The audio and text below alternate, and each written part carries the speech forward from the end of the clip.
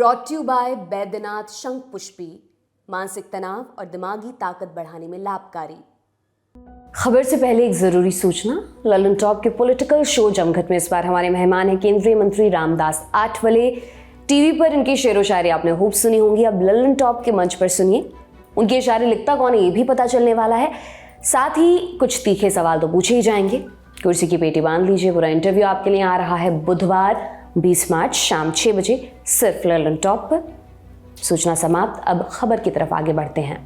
कहते हैं कुछ तस्वीरें बोलती हैं, जैसे ये तस्वीर जो आप इस वक्त अपनी स्क्रीन पर देख रहे हैं। अमित शाह और राज ठाकरे एक साथ एक तस्वीर में, पर अमित शाह और राज ठाकरे की तस्वीर कह क्या रही है? आखिर शाह और ठाकरे क्यों साथ आए? आखिर बीजेपी को ठाकरे की जरूरत क्यों पड़ रही है?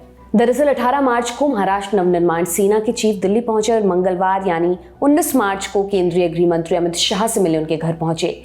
अपने बेटे अमित ठाकरे के साथ राज ठाकरे की राजधानी पहुंचते ही राजनीतिक गलियारों में सुगबुगाहट तेज हुई है कि राज ठाकरे एनडीए में शामिल हो सकते हैं। विरोधी कह रहे हैं अजीत पवार, एकनाथ शिंदे, फडणवीस के होने के बावजूद महाराष्ट्र में बीजेपी कॉन्फिडेंट नजर नहीं आ रही है। समर्थक कह रहे हैं कि नहीं, इसके पीछे बीजेपी की वो स्ट्रैटेजी है जिसमें वो 1 इंच जमीन भी नहीं छोड़ना चाहती। शायद इसलिए अब उनको राज ठाकरे की जरूरत पड़ रही है। कहा जा रहा है ठाकरे ने शाह से सीट बंटवारे पर बात की है। एमएनएस को दक्षिण मुंबई की लोकसभा सीट मिल सकती है। बीजेपी और एमएनएस के साथ आने से दोनों दलों को विधानसभा और डीएमसी चुनाव में मदद मिलेगी। बहरहाल राज ठाकरे और अमित शाह की ये मीटिंग क्या कुछ सवाल खड़े करती है, उसके बारे में बात करते हैं। वो सवाल है, महाराष्ट्र में एनडीए को क्या जरूरत समझ में आ रही कि 3 बड़ी पार्टियों बीजेपी, एकनाथ शिंदे और अजीत पवार गुट के होने के बावजूद एमएनएस को साथ लेना पड़ रहा है? क्या एनडीए महाराष्ट्र की सीटों पर कोई रिस्क नहीं लेना चाहती? क्या राज ठाकरे को बीजेपी अपने पाले में कर कोर मराठी वोटर्स को अपने पक्ष में लाने की कोशिश कर रही है, या फिर बीजेपी राज ठाकरे को साथ लाकर उद्धव ठाकरे को राजनीतिक के साथ साथ पारिवारिक झटका भी देना चाहती है? आपको बता दें, लोकसभा चुनाव के लिए पहली बार वोटिंग 19 अप्रैल को होगी, माने आज से ठीक 1 महीने बाद। पर महाराष्ट्र की सियासी उठापटक मुंबई से लेकर दिल्ली तक देखने को मिल रही है। एक तरफ जहां शाह और ठाकरे ने मुलाकात की, तो दूसरी तरफ मुंबई में डिप्टी सीएम अजीत पवार दूसरे डिप्टी सीएम देवेंद्र फडणवीस से मिलने उनके घर पहुंचे थे।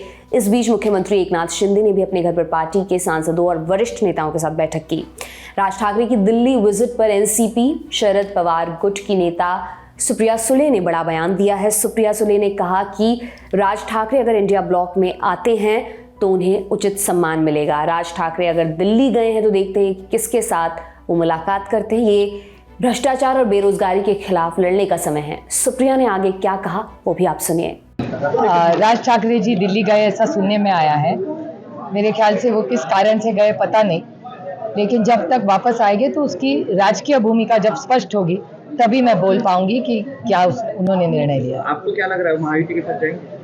ये अभी किसको मिलने गए, कब गए, वो सब मुझे पता नहीं है। तो जब वापस आएंगे तो पता चलेगा, उनका ऑफिशियल स्टेटमेंट तो आने दीजिए। इस मामले पर संजय राउत ने क्या कहा है वो भी सुनिए।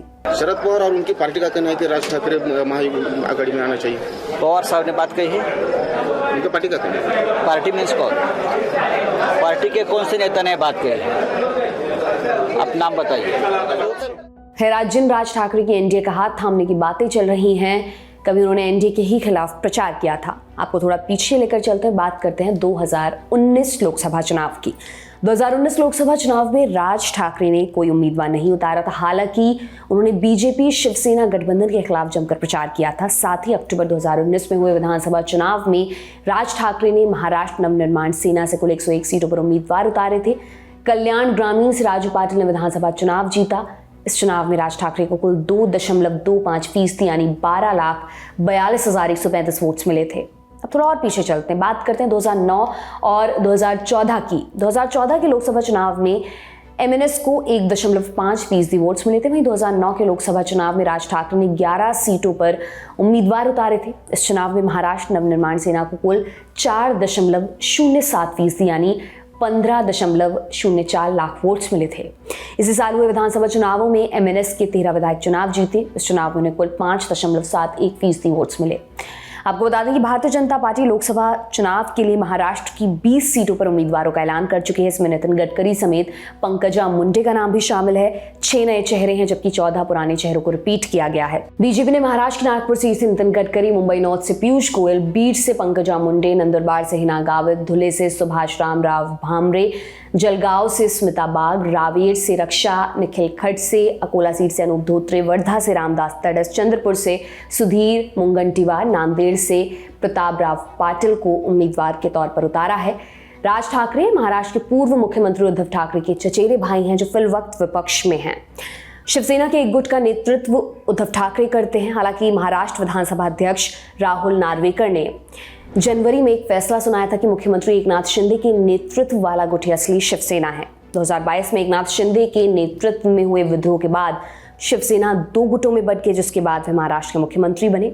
मगर आज की तस्वीर के बाद $1,00,000 का सवाल यही है कि राज ठाकरे के बीजेपी के साथ आने से किसे कितना फायदा नुकसान होगा। कमेंट करके हमें ज़रूर बताइए। आपके लिए ये खबर लिखी थी हमारी साथी शिवानी ने। मेरा नाम दिव्यांशी सुमराव है।